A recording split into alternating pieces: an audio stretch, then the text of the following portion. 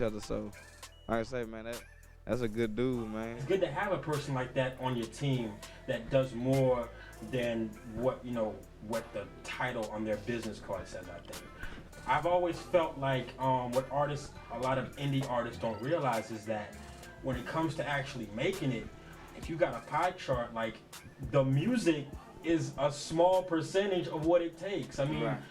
the music might be 25% of that chart, and then the other is like marketing. I say 10, man. The music is like 10%. I was trying to be generous. Man, I didn't, like I say, I'm one of them people. Like I didn't fully, learn the business, and I still don't know the business. I'm still learning by the day, but for the most part, that's one thing I do regret about, jumping into the music is not knowing the business, and that's something my mama, tried to get me to do off rip. But how we young thinking we. You're still a young guy though. Like Yeah. you still have time to learn and relearn things. Right. Mm-hmm. Man, I'm the type, man. If I could have jumped the gun, I was supposed to. But for the most part, like I say, everything happened for a reason. Like a lot of people feel like I'm supposed to have this type of money, or you and Rich Homie came in the game at the same time. But people don't understand. Being able to control my life, like that's the best thing in the world. Being able to raise my son, I thank God for it. Because if I had $1 million right now, I wouldn't have a relationship with my son. Because that money and just everything that come with the money, the time and my schedule, everything will block me from being a father to my son. And like I say, I would have been ready for it, but for the most part, I would have missed out on a lot I wanted to be a part of. I think that maybe just not even, no pun intended, but I think it is kind of perfect timing because in this day and age, the worst thing that can happen to an artist, to me, is them blowing up too fast. I've seen artists that have had huge records and they've come out of nowhere to the point where it was a shock to the artists themselves. Right. And so they had no follow-up record, Right. or they had no catalog. And then you know how this game is. If you have that huge record, people want the next one soon. If you ain't got Right. that, you're Right. out of there. Right. So don't you think maybe it was kind of perfect timing? Like, let me learn a little bit more. Man, most definitely. Cause at the end of the day, if I would have took off, a long time with the other people, like I say, I probably wouldn't have been ready for it. My life probably wouldn't have permitted me to, just for it to be a straight shot. Like I say, I'm thankful, because at the same time, I feel like I'm working for what I'm gonna get.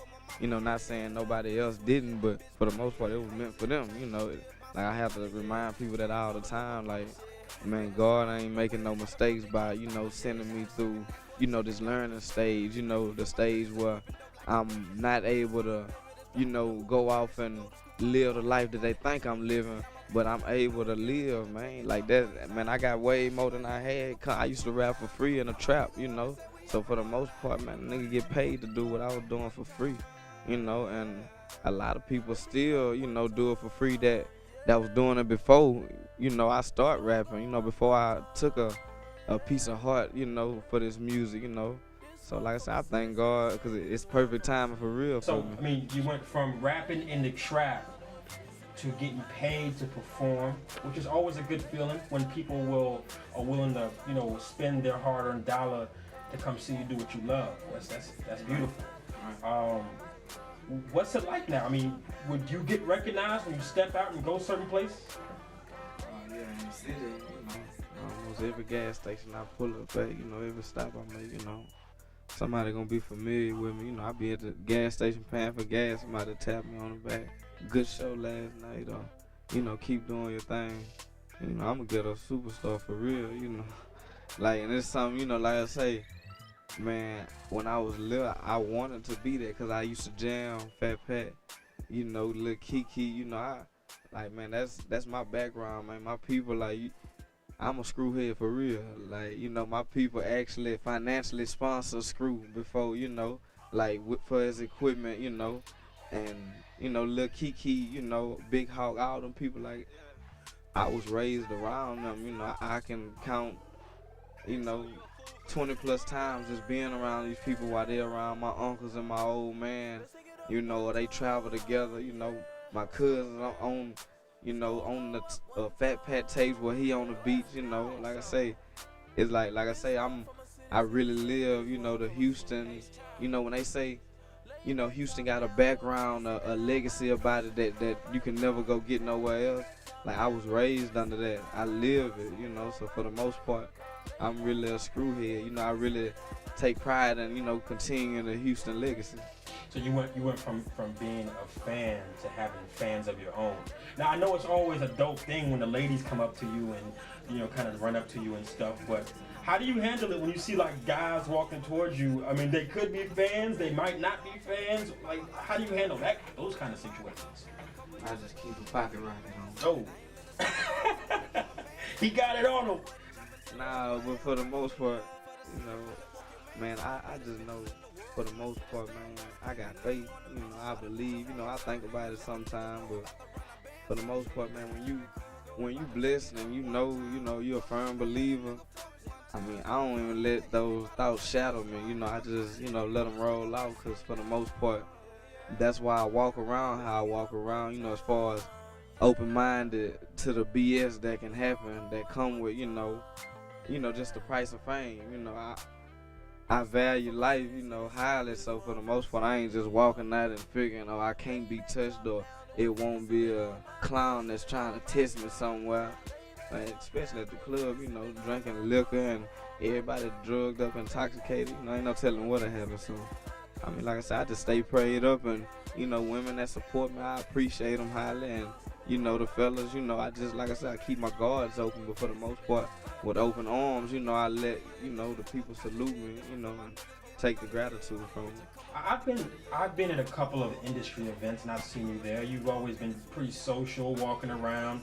You've never been the artist to kind of stand off in a corner, or you walk through the crowd and dap up the people that you rock with. So, but you haven't had any issues like that, though, like just a random person.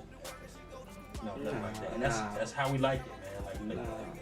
I mean, people, in the club, where my people see me and got to kind of pull me back and get and represent me in a way like, man, man, calm down. I understand you, wired up. Like, it'll be somebody, like, one day I was walking in a club and somebody he just started hitting me in my chest.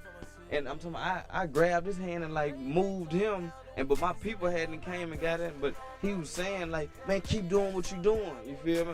But I hadn't grabbed him in an aggressive way because, like I say, he telling me, but, he forcing it at the same time. So for the most part. But that's all it be. Like, I don't be born at all. Because I feel like, man, don't nobody need to wake up looking for that. That's the wrong thing to do. I ain't that guy, so, I'm going to protect myself at will. Keep it about the music, and the fans are always appreciated, most definitely.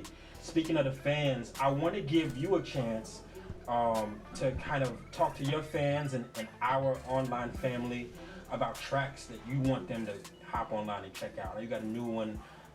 It's not on Perfect Timing 2, but it's a new joint online now. And then tell us about a cut or two from the mixtape that they should hop online and listen to. Okay. Right now, the newest joint we got out, it just got released, probably about 48 hours ago. It's June James' new single, my boy, featuring DSD1 Bravo and myself. It's called That's It. You can find it on Audio Mac. It's on Audio Mac.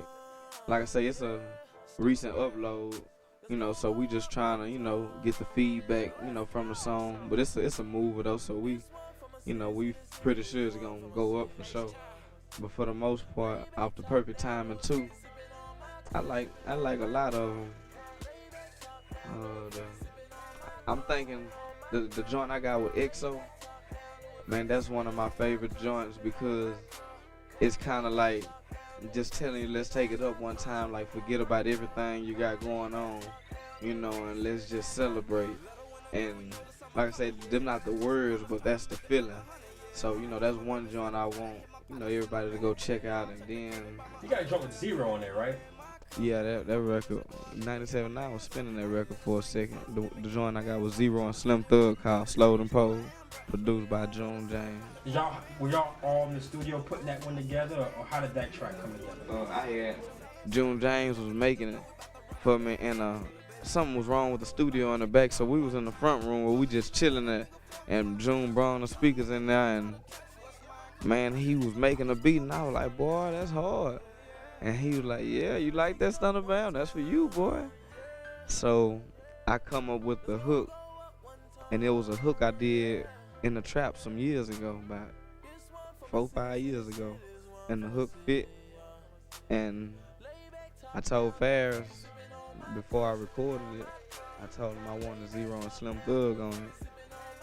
And you know, for the most part, I got a personal relationship with Zero. And Slim Thug, I knew, you know, he'll do it for me because he hadn't told me verbally, you know, I'm waiting on you, little brother, just send me something. So, you know, the song was like a Texas vibe, and then I was talking about Texas and, you know, just our culture, and for the most part, it came out exactly what I thought it would be, and better. So Very dope. Hold it down for not just Houston, but the entire state of Texas. Stunna Bam, Jay Bachelor, Hip Hop Weekly magazine. The new project, Perfect Timing 2. It's all about timing. 48 Laws of Power says master the art of timing, and he's doing that right now. We out. one.